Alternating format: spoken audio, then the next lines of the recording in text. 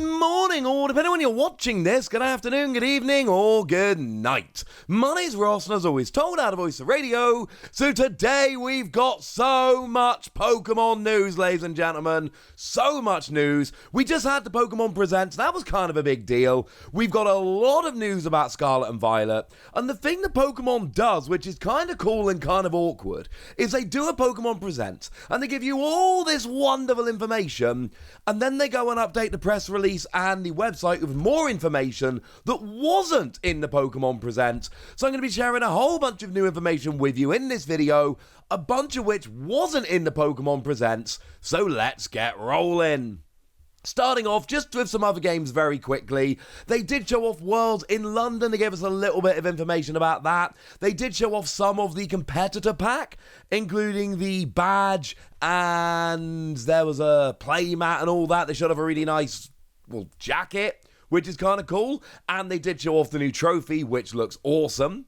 They did show that Pokemon Go is going to have a finale on August the 27th with all of the Ultra Beasts coming along, which is rather nice. They showed that Pokemon Unite for the first anniversary is having a Pika party where every Pokemon, both player character and NPC, are all Pikachu, which sounds kind of awesome.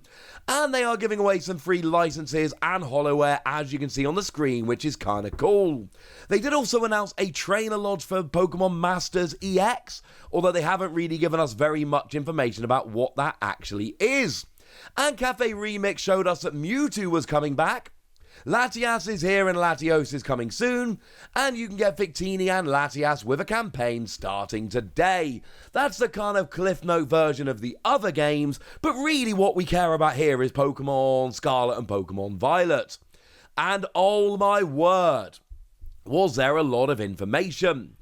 So we should probably start off talking about the region. The region is officially called the Paldea region, and we have actually seen the world map. There is a big thing in the middle, which looks kind of looks like a big whirlpool in the middle, which I think we're going to learn more about as we go.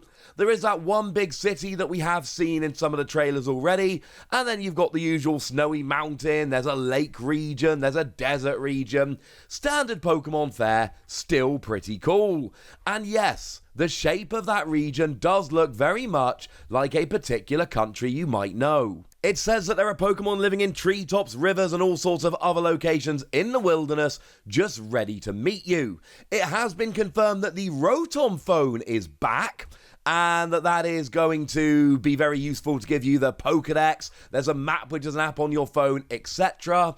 So this is really rather cool as well. Rotom phone is back. And there's an outdoor Pokemon Center.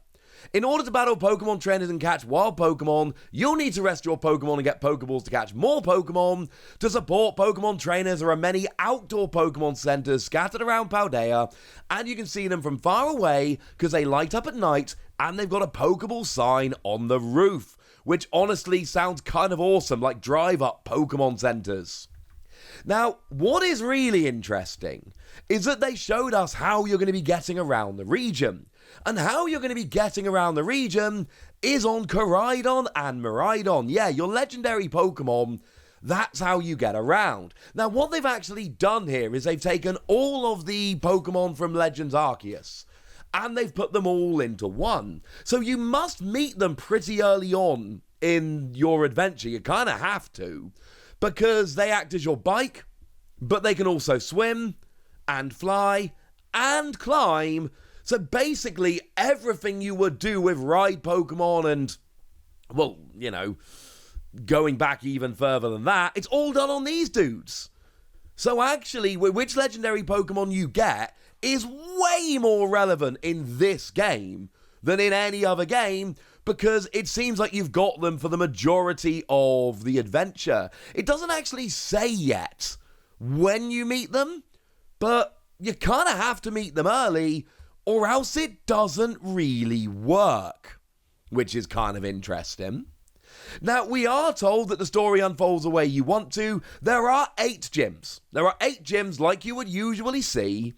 However, in addition to that, there are two other things. They refer to it in the trailer as 3 grand stories, one of which is the 8 gyms, and there is no set path in order to go through them. But the other 2 are surprises. So I don't know if one of them is filling in your Pokedex. We'll have to find out, I suppose. But that still sounds very, very fun indeed. Now, in terms of gym leaders, they did show you Grusha, the Glaciado gym. It says on the website he's usually cool-headed, but when battles get heated, he starts showing emotions he usually keeps pushed down. It's your Ice-type gym leader. Awesome. Now, they didn't show us any other gym leaders, but they did show us this person with the suspenders, this person with the mustache, this person in a dress that really reminds me of the Flintstones, and also this person in, I don't know, the hoodie with no hood, with the cool hair. I don't know how to describe these people, alright? All I know is these 4 characters were shown off in the trailer, but they weren't named, they weren't mentioned, and if you go on the website and go to the character section, they're not in the character section. They are extra characters that were shown off in the trailer, but we were told nothing about. We were, however, shown a bunch of characters. So, Nimona is a character we saw before, your friend with a sunny and energetic disposition. She loves Pokemon battles, is an experienced trainer, and served as a reliable guide for you on your adventures. She has undisputed skill in battle, though it does also seem that she's not the best at throwing Pokeballs. Whoopsie. We've then seen Arven, an upperclassman at the academy, good at cooking and researching healthy recipes that can help Pokemon feel better. He'll be asking you to help him out since he isn't good at Pokemon battles. We've seen Penny. Penny is in the same grade as you. She's a bit of a shy personality and for some reason doesn't seem to come to the academy very often. She's especially fond of her fluffy Eevee bag and always has it on her back. We've seen Clavel, who acts as the director of the academy. He's going to teach you many things about your school and can be strict, but also kind. He seems to be a friend of Professor Sada and Turo, who, remember, are your professors in the particular games we see. We also saw Juck, your homeroom teacher who teaches biology, knowledgeable about Pokemon biology, and the developer of the Pokedex app for the Rotom phone. He has a slight airheaded side to him, and sometimes loses himself in his research. So those are the new characters that we were shown, and like I say, there were those other 4 characters who weren't named, but they were shown off, and they were clearly there. Like when Pokemon does is they put them in the trailer very deliberately, but they were very much in there as teases, rather than anything else. Now, in terms of Pokemon, they did show us Donphan. Donphan popped up a couple times in the trailer. I am delighted. But they did show us a couple of new Pokemon, including Fido. Love the name on Fido, because it's kind of like a dog made of dough. This Pokemon has a moist, smooth feeling to it. Fido's moist, smooth skin has elastic qualities and is both firm and soft at the same time. When these Pokemon become excited, they intimidate their opponents by puffing up their bodies to appear bigger. Its breath contains useful yeast. Fido ferments things in its vicinity using the yeast in its breath. Said yeast is useful for cooking, so this Pokemon has been protected by people since long ago. Very small Pokemon, 1 foot tall, 24 pounds, with the ability Own Tempo, and it is a fairy type and the puppy Pokemon. We were also shown Titan here, the Terra Whale Pokemon, Ice type, 14 foot 9, 1,543 pounds, and has the ability Thick Fat or Slush Rush. Strong muscles and thick blubber. Titan need to have tough muscles to be able to support their immense bodies, and physical attacks using their bodies have incredible power. They also migrate around the snowy regions, protected by a thick layer of subcutaneous fat. The horn on the upper jaw freezes the surroundings, as the Titan has 5 hard horns. Among them, the horn on the upper jaw is able to gather ice energy, making the surrounding temperature extremely low and freezing the area around the Pokemon. But we were also shown Paldean Wooper. Now, first of all, yay, Paldean form, Wooper, etc. But also, this does something very important and confirms the existence of Paldean form Pokemon. Now, we had Galarian form in Gen 8, we had Alolan form in Gen 7, so we kind of assumed there would be new forms, but now it's been confirmed. So we got the Poison Fish Pokemon, Poison Ground, 1'4", 24 pounds, with the ability Poison Point and Water Absorb, one or the other obviously. They live on the land and cover their bodies with a poisonous film. In ancient times, Wooper lived underwater in the Paldea region, but it seems after losing in a struggle for territory, they began living in bogs on land. To keep from drying out while on land, they began to cover their bodies with a poisonous film. Powerful poisonous liquid emits from their tough gills. These Wooper's gills have hardened thanks to living on land for so long.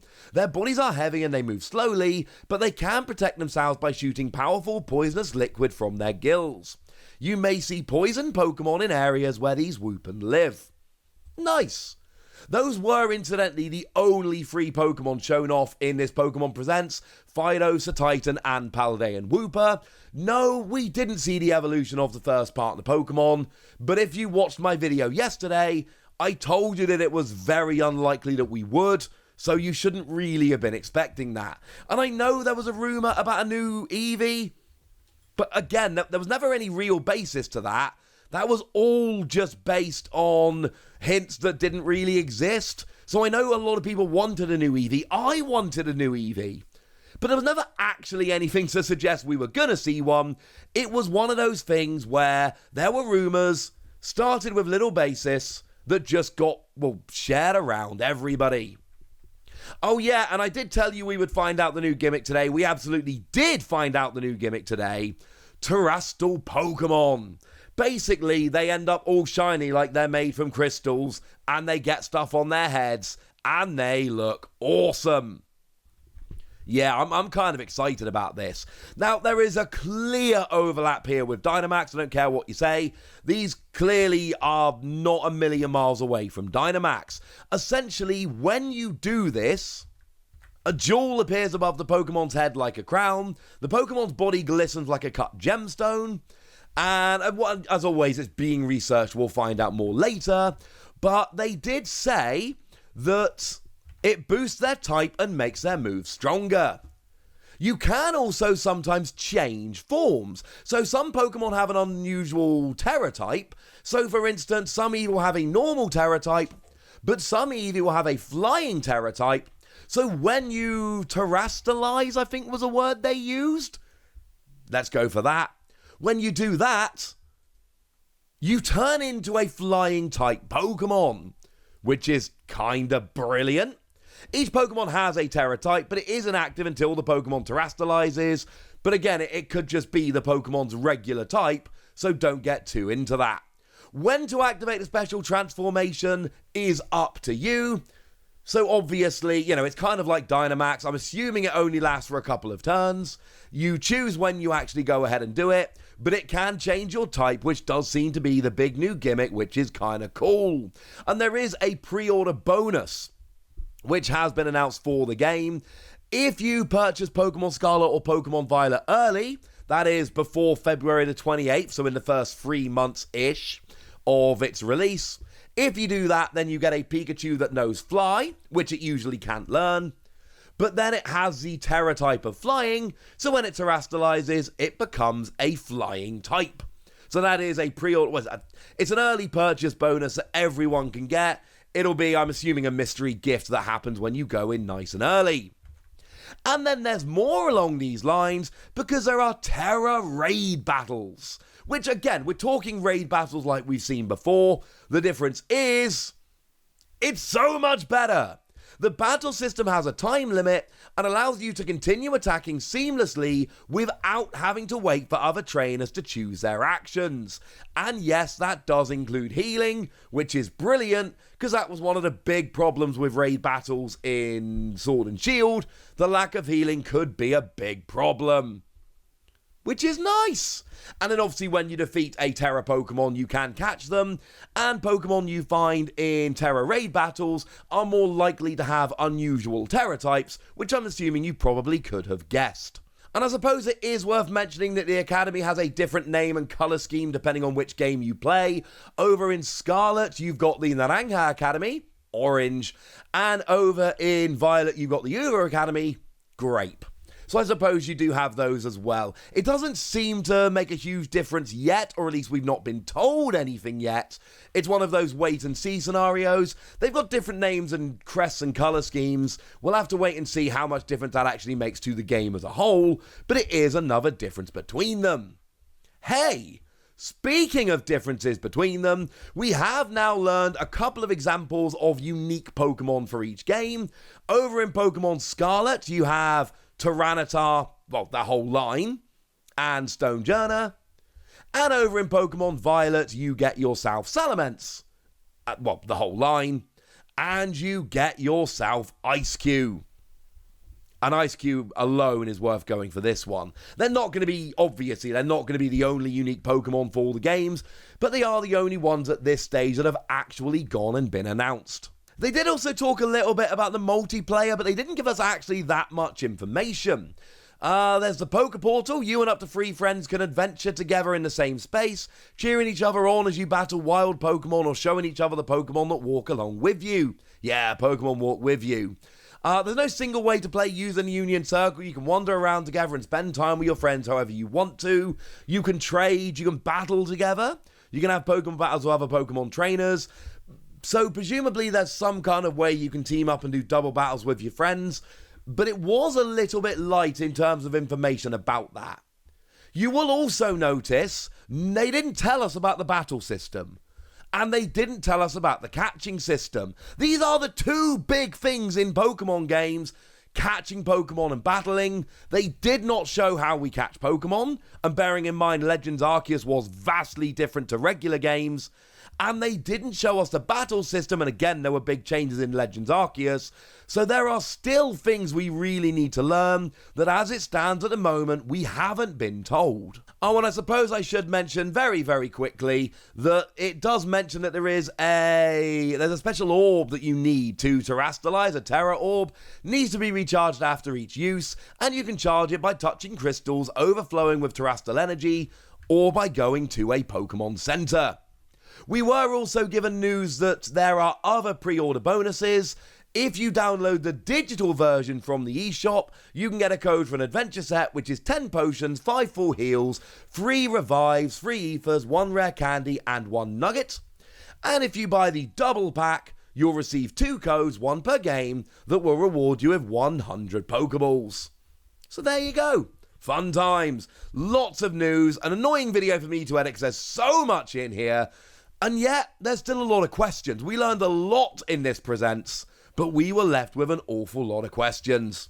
But for now, ladies and gentlemen, I want to know what you think about this. I want to know anything you want to tell me. I want to know what questions you've got. I want to know what you think about all of this. So let me know in the comment section, would ya? Go nuts! Be nice! And then make sure you like this video, subscribe to this channel, follow me on Twitter at TheWasi. That's where we talk Pokemon and a bunch of other card games. And please do consider checking out patreon.com/PTCGradio, where you can support the channel, get some bonus podcasts, all kinds of fun things. But by far the most important thing as always, look after yourself till next time, would ya? Thank you very much for watching. My name's Ross, and you've been watching PTCG Radio.